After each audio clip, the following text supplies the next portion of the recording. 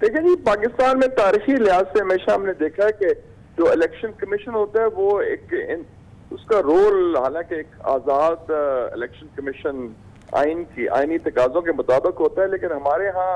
Election commission normally एक instrument बन जाता है इंतजामिया का, और कभी कभी वो वेपनाइज भी हो जाता है, क्योंकि यही फर्स्ट स्टेप होता है, किसी को बैन करना है, किसी को रोकना है, किसी को डिस्क्वालीफाई करना है। लेकिन हमें खुशी है कि पाकिस्तान में एटलीस्ट एक जानदार आज़ाद अदलिया भी है जो स्टैंड ले लेती है। लेकिन कामरान साहब ये ना भूलें कि 8 फरवरी को करोड़ों लोग जो वोट देने जाएंगे, जिस पार्टी को भी वोट दें, हर एक के हाथ में एक कैमरा होगा, और वो टेलीफोन जो है वो उससे बड़ा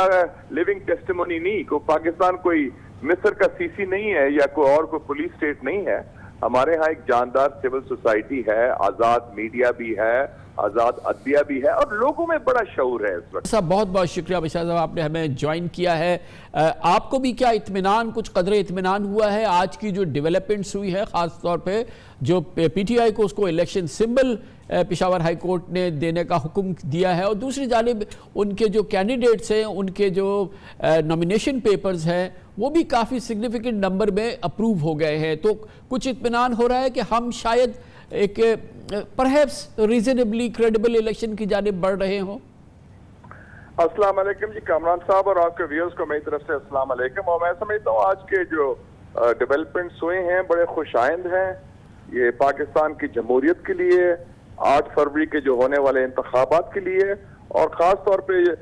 जमहूरियत के हवाले से, इलेक्शन के हवाले से, पाकिस्तान के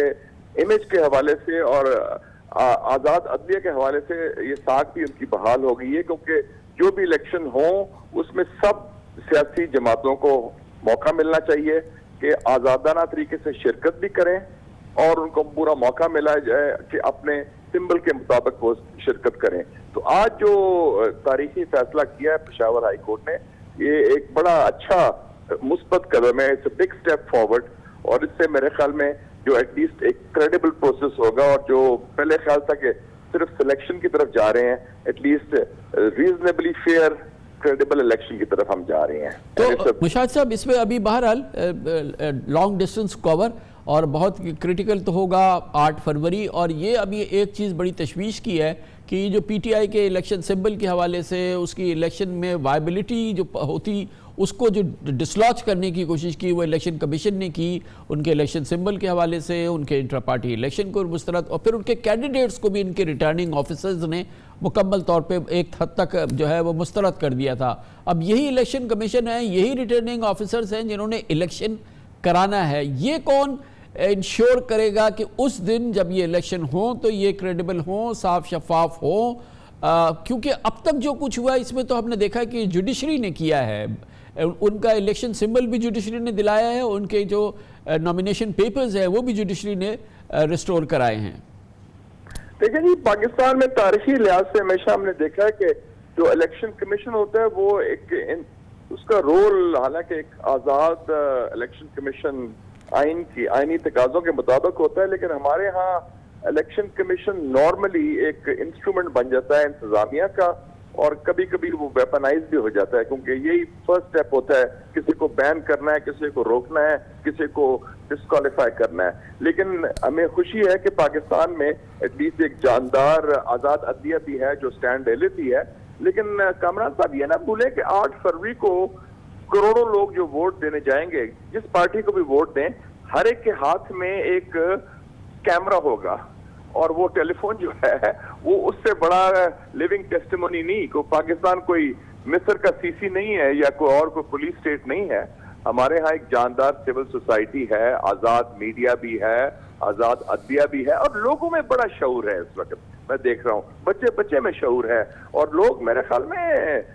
इस किस्म की चीज गलत चीज होगी तो they know what is right what is wrong, वो रिएक्ट करेंगे कि अगर कोई धांधली की कोशिश करे या बैलेट बॉक्स चोरी करने की कोशिश करे या डंडा से दोस्त से वो रोके फोर्सफुली, वो एक्सेप्टेबल नहीं होगा। ये 21st सेंचुरी पाकिस्तान है। अगर 40 साल पहले 77 की धांधली कबूल नहीं हुई, उस वक्त जितना मजबूत लेकिन पावरफुल सिविलियन लीडर था, तो 40 साल के बाद कोई गलती दोहराने की कोशिश भी करेगा तो वो नाकाम होगा। اور یہ اوور آل سچویشن مشاہد صاحب یہ فرمائیے گا کہ ہے کہ واکنگ آن اے ٹائٹ روپ جو ہمارے اداروں کے لیے، کیونکہ بہرحال یہ بھی ایک بہت ہی سینسٹیو ماحول ہے، بہت ہی ڈیلیکیٹ ماحول ہے، الیکشنز میں جا رہے ہیں، اور آبویسلی اداروں کی نیوٹرلٹی اور آبجیکٹیوٹی اور ان کی انڈیپینڈنس، اور وہ بھی تو ایک اس کا بھی تو ایک بڑا امتحان ہے، اور وہ بھی ہمیں پاس کرنا ہے۔ دیکھیں جی، ایک پورا پیکج ہے پاکستان کے لیے کہ پچھلے 6 سالوں میں پاکستان میں 6 وزیر اعظم آئے اور 6 میں سے 3 جیل گئے وزیر اعظم بننے کے بعد۔ عدم استحکام، سیاسی انتشار، اقتصادی عدم استحکام، پاکستان کا وقار بالکل گر گیا اور ڈائریکشن لیس، رڈر لیس شپ کی طرح ہم موو کرتے رہے۔ اب ایک سنہری موقع ہے کہ ایک نیا چیپٹر آپ کھولیں، کیونکہ اگر سیاسی استحکام ہوگا تو پھر ہی اقتصادی بحالی ہوگی اور پھر ہی پاکستان میں ایک لاسٹنگ اسٹیبلٹی آئے گی۔ تو اس میں جو ایک گیپ ہے ایلیٹ اور اسٹریٹ کا، پھر ایک گیپ ہے جو ایک فقدان ہے اعتماد کا، اور اس حوالے سے ایک جینوئن پولیٹیکل پروسیس کو آگے لے کے چلنا ہے۔ لیکن یہ پیکج ہے، اگر ہم اپورچونٹی مس کریں گے تو پاکستانی عوام کے ساتھ بڑی زیادتی ہوگی، کیونکہ 6 سال سے ابھی پچھلے سال ہم نے سارا ضائع کیا 2023، اس سے پہلے 2022 ضائع کیا، 5-6 سالوں میں 2 سافٹ کو بھی ہو چکے ہیں، تجربے بھی ہو چکے ہیں۔ تو let's have a new beginning, پرانی غلطیاں نہ دہرائیں، غلطیاں کرنی تو نئی غلطیاں کریں، لیکن کم سے کم ملک کو مضبوط کریں اور مستحکم کریں، اور ایک سنہری موقع آج مل گیا ہے۔ جیسے کہ آپ نے فرمایا مشاہد صاحب، پچھلے کئی سالوں میں پاکستان کا انٹرنیشنل امیج بری طرح سے متاثر ہوا ہے، ہماری معیشت کو irreparable لاسز ہوئے ہیں، اور یہ اس مصیبت کے اندر دنیا میں ہمیں اپنے امیج کو بھی ریسٹور کرنا ہے کہ کوئی اگر ایسے الیکشنز ہوتے ہیں پاکستان میں جن کو ہم سب مل کے سلیکشن کہتے ہیں، اور ریزنیبلی کریڈیبل الیکشن نہیں ہوتے، تو ہمیں انٹرنیشنل کاسٹ بھی اس کی دینی پڑے گی، کیونکہ اب ہم دیکھ رہے ہیں کہ ظاہر ہے جو ہمارے ہاں جو ڈپلومیٹس ہوتے ہیں، جو ایمبیسڈرز ہیں، وہ آج کل بہت دے آر ٹیکنگ اراؤنڈ، لوگوں سے مل رہے ہیں، پولیٹیشین سے مل رہے ہیں۔ دنیا بھی کیا پاکستان میں کریڈیبل الیکشن مانگے گی پوری قوت سے؟ جی بالکل، لیکن پاکستان بنگلہ دیش نہیں،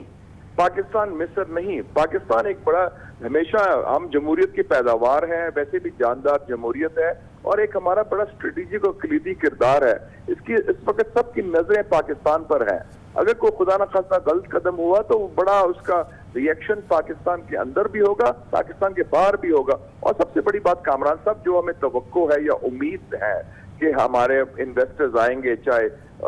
بیرونی انویسٹرز چاہے مغرب سے ہوں یا مسلم ممالک سے ہوں یا اس خطے سے ہوں، تو وہ سب بھاگ جائیں گے، پھر وہ کہیں گے یہ پاکستان تو پھر اٹس اے گون کیس، یہ تو ہمیشہ آپس میں لڑتے رہتے ہیں، سیاسی استحکام نہیں آ رہا، تو وی ول ہیو نو سپورٹ، اور ہمارا امیج اور خراب ہوگا۔ میں تو بڑا انٹرنیشنلی ٹریول کرتا ہوں، ہر بندہ یہ پوچھتا ہے کہ پاکستان کو کیا ہو گیا ہے، پاکستان از ان اے فلکس اینڈ انسٹیبلٹی، یہ نیور اینڈنگ جو لڑائی ہے کرسی کی کب ختم ہوگی، کو ملک کو سیٹل ڈاؤن کب ہوگا ملک۔ تو ہمارے دوست بڑے تشویش نہ آ گئے ہیں، اور میں سمجھتا ہوں کہ یہ جائز ہے ان کی تشویش، اینڈ دے وانٹ اسٹیبلٹی، اور اس لیے ایک قدم ہونا چاہیے۔ پاکستان کو ضرورت ہے ہیلنگ کا، سب سے زیادہ ضرورت تو مشاہد صاحب ہم 25 کروڑ پاکستانیوں کی یہ ضرورت ہے، یہ ہماری لیے لائف اینڈ ڈیتھ کا معاملہ ہے، بیک اور بریک پروپوزیشن ہے کہ ہمارے یہاں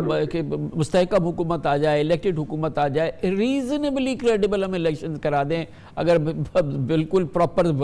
صاف شفاف نہیں کرا سکتے۔ ریزنیبلی کلیئر کرا دیں، ٹھیک ہو جائے گا، کوئی 100% تو امریکہ میں نہیں ہوتے، لیکن کم سے کم نظر تو آئے نا کہ سب کو موقع ملا، لیول پلینگ فیلڈ بھی ملی، اور آزادانہ طریقے سے ووٹ ڈالا گیا، اور ووٹ کے تقدس کو احترام کیا گیا سب کی طرف سے۔ Thank you so much